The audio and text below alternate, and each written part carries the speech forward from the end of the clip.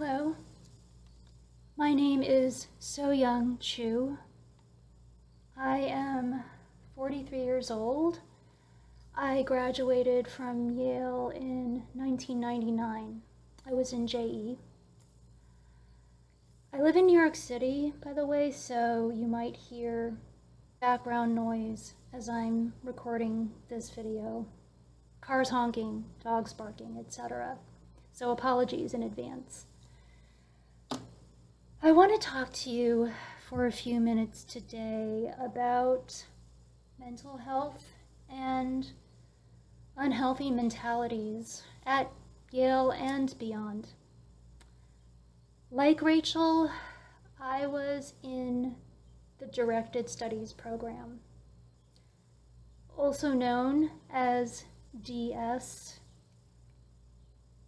also known informally as directed suicide.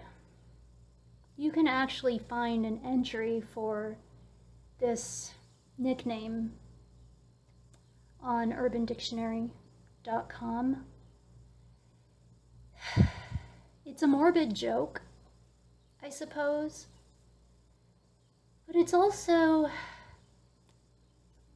this nickname. It's also a symptom of a serious problem, a seriously problematic way of thinking and living that I remember encountering not just in DS and not just at Yale for that matter.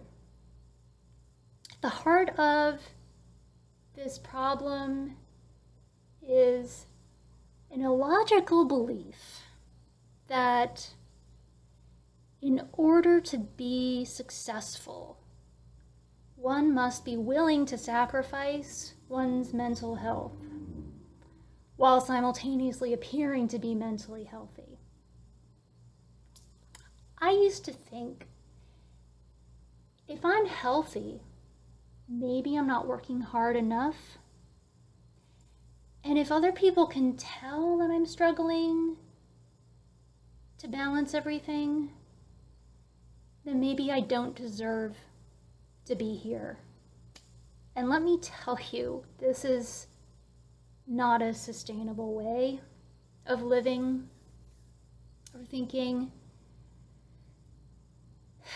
During my senior year at Yale, this unhealthy pressure to be constantly productive and quote-unquote successful, compounded by the stigma of mental illness.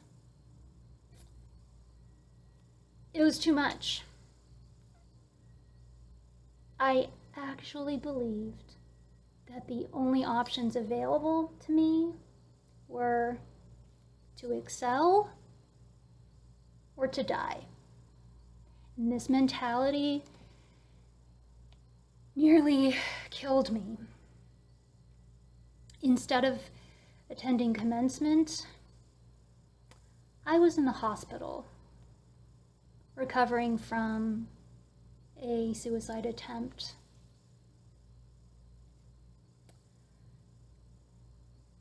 I wish I could tell my younger self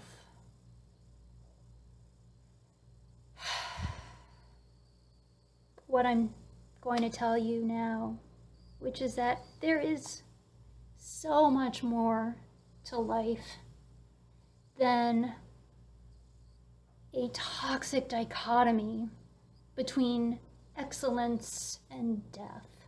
There are so many other options available to you. What does excellence even mean? And however you define it, do you really want to try to achieve it at the cost of your well-being and the well-being of other people? Do you really want to excel at the cost of your own life? The people I admire most today are those who try to make the world more livable for themselves and for other living beings. I try to follow the example of these people. I often fail, but failure, I've learned, is part of what makes life meaningful, interesting, beautiful. I used to be ashamed of the many bad grades I got at Yale. Now, I'm strangely proud of them. I used to be ashamed of the fact that I live with bipolar disorder and post-traumatic stress. Now I know that there is no reason for anyone to feel ashamed of living with mental illness, or any disability for that matter.